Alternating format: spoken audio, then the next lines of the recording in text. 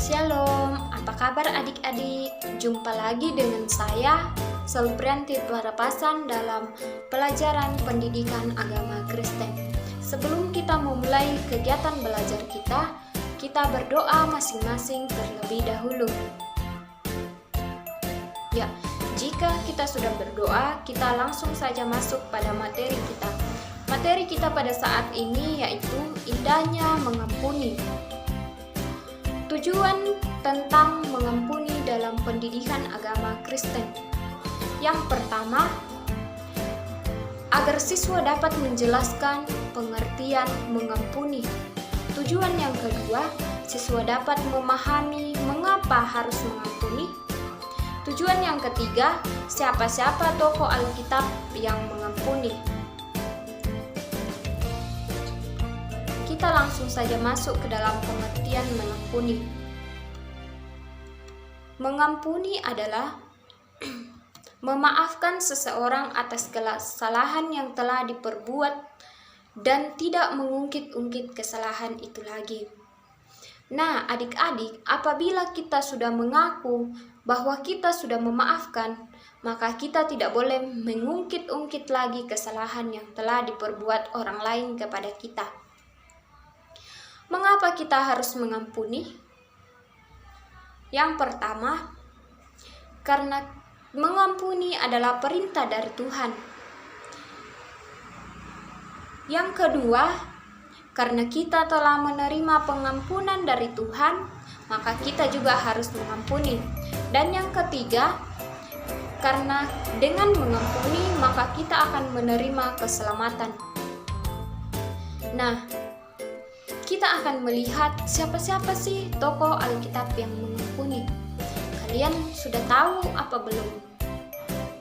Bahwa tokoh-tokoh Alkitab yang menunjukkan sikap mengampuni yang pertama adalah Tuhan Yesus. Nah,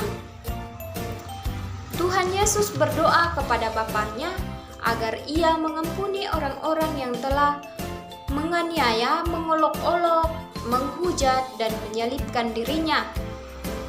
Tuhan Yesus tidak berdoa kepada Bapaknya untuk menghukum orang-orang yang telah menyalibkan Dia, tetapi Dia berdoa agar Bapaknya mengampuni orang yang telah menyalibkan Dia. Nah, tokoh yang kedua yaitu Yusuf. Kalian sudah sering mendengarkan cerita tentang Yusuf. Yusuf mengampuni saudara-saudaranya setelah ia dijual. Dia tetap mengampuni saudaranya itu. Dia tidak membalas dendam, tetapi dia mengampuni. Kalian bisa baca di dalam Kejadian pasal 45 ayat 1 sampai ayat yang ke-14.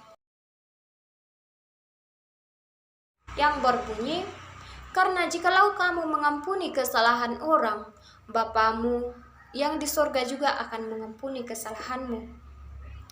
Tetapi jika kamu tidak mengampuni kesalahan orang, maka Bapamu juga tidak akan mengampuni kesalahanmu. Ya, jelas di situ bahwa jikalau kita tidak mau mengampuni orang lain, maka Bapa kita yang ada di sorga juga tidak mau mengampuni kita. Ya, jadi kita harus mengampuni kesalahan orang lain. Kita harus mengampuni orang lain yang telah berbuat salah kepada kita. Di dalam Matius pasal 18 ayat 22 sampai 35 yang berisi tentang perumpamaan mengenai orang yang kesalahannya telah diampuni, tetapi dia tidak mau mengampuni. Nah, kita tidak boleh seperti orang ini, tetapi kita harus tetap mengampuni. Ayo, adik-adik pilih yang mana nih, mengampuni atau tidak mau mengampuni? Tapi kalau saran dari kakak, lebih baik kita mengampuni ya. Karena kalau kita mengampuni orang yang bersalah kepada kita, maka kita juga akan diampuni.